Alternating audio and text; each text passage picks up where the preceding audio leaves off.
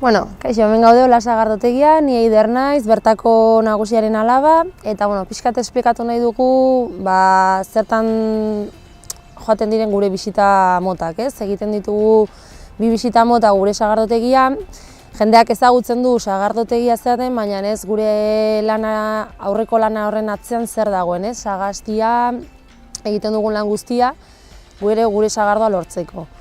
Eta bisita hauen bitartez erakutsi nahi dugu hori, sagarra nondik ekartzen dugun edo nongo sagarra erabiltzen dugun, bertakoa da 100%, 180 gure etxekoa bertakoa eta beste 120 inguruko baserritatik erosten duguna.